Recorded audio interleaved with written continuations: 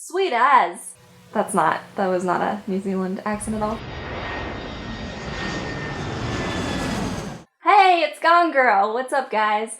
I hope you enjoyed the New Zealand series, or if you're new here and you haven't checked it out yet, click on the playlist below because you should definitely watch that before you continue this video. So click right here and then come on back over. So my entire Gone Girl channel was actually inspired by this one New Zealand trip. My husband and I decided to elope in New Zealand, and so we didn't want our family and friends to feel left out. No one else was coming with us, and so we documented every day of our trip. There was one question that we kept getting over and over again. Hey, Gone Girl, how did you plan your trip? Oh, I promise I'll tell you, don't hurt me. Okay. Buffy's gonna eat the kiwi bird. Buffy's the official mascot for Gone Girl, and she loves to travel. Are you falling asleep? You are? Say bye, guys. I gotta go take a nap. Bye. So after my husband and I got engaged, we were talking about, what are we gonna do for our wedding? So we said, why don't we just elope? Why don't we just find the coolest place we could ever go to and get married there? First choice was definitely the moon, but that was not possible for obvious reasons. So I did some Pinteresting. I'm a good Pinterester. And I came across these gorgeous, gorgeous pictures of different couples on top of this mountain. And I knew when I saw those pictures that is the only way to go. If I'm gonna spend tons of money, I might as well put it into a trip. I looked into it some more and discovered that these weddings had all taken place in New Zealand, specifically on the South Island. New Zealand consists of the North Island, which is where all the Lord of the Ringsy things happen, Hobbiton. And then there's the South Island, which is more naturey. When you're looking for ideas of where to go or what to do, I like to start with Pinterest. You can find those awesome lists that are like 10 things to do before you die. And guys, it's not just a list you post on Facebook. If there are actually 10 things you want to go see before you die, go do it. Make your little Pinterest board, put it on there, and do it. Set yourself goals. It's all about that. You can't just keep putting things off. You have to just go for it. There's so many things to do and see in your life, even outside of travel, and you have to start somewhere. Pick something. Pick anything that inspires you. At this point in the process, do not worry about money. Do not worry about how you're gonna do it, because if you start thinking about, is this possible, or how am I possibly gonna afford this, before you even let your mind conceive of the possibility that it could happen, it's over. So just allow yourself to dream a little bit at this point. Make a list. Lists are great, and start writing out, the things that you really want to see. Now you can have a heli wedding most anywhere in the world, but consistently the photos that we found were in New Zealand, and they were all around Queenstown. So that's it. That was the inspiration for this trip. We knew we had to plan everything else around that one thing. How do we go about organizing such a thing? If we get married in New Zealand, are we actually married in the US? Do we need a wedding planner? We don't know anything about New Zealand.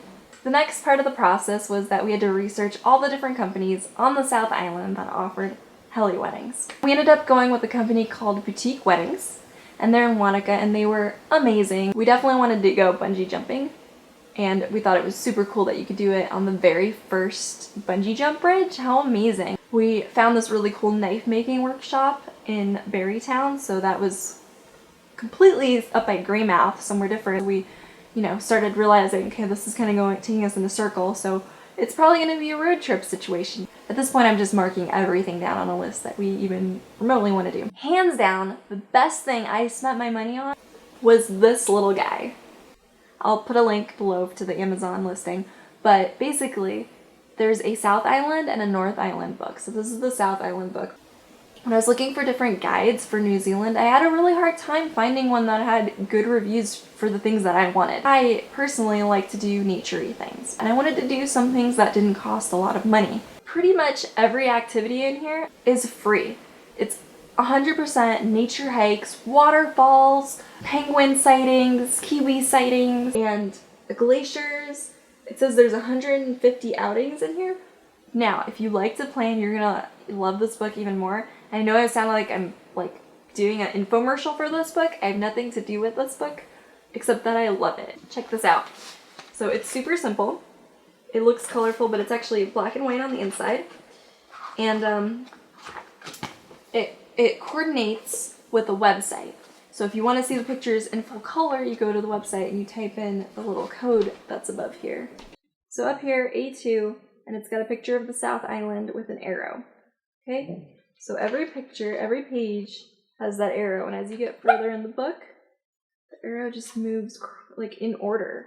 It'll move around the islands. You could follow this book on your road trip. From the things that you see in our videos, the petrified forest, swimming with the dolphins next door, pretty much every waterfall. I would have never known about Cave Stream without this nifty little guy. I get a little bit overly ambitious sometimes and I pack a lot into one day. I hate getting to any destination and finding out something is sold out or I'm there on the wrong day, and it could have been avoided by just doing a little bit of research. That being said, it's really important and invaluable to make sure you give yourself the time to be spontaneous. Some of the best things happen unplanned. Give yourself freedom, plan to break plans. Just have fun with it. New Zealand was an incredible trip. The country is absolutely amazing. The people are so hospitable. The scenery is breathtaking. None of the video, no picture that you will ever see will do it justice. If you have not been there, you've got to check it out. It should be like up here. All right, now it's time for a tidbit about New Zealand. So when you check into a hotel, it's just like anywhere else in the world. You know, show your paperwork, your ID, whatever. You get your key. And then before they send you off, they say, in their New Zealand accent, full or trim. The first time we heard that, we were like, excuse us? What they're asking is, do you want full milk or trim milk, which in the US is known as skim milk, or 1%. So full or trim milk. And every hotel you go into, you get your milk upon check-in for your coffee because every room has a coffee maker, and obviously you cannot drink that without milk. So full or trim, guys.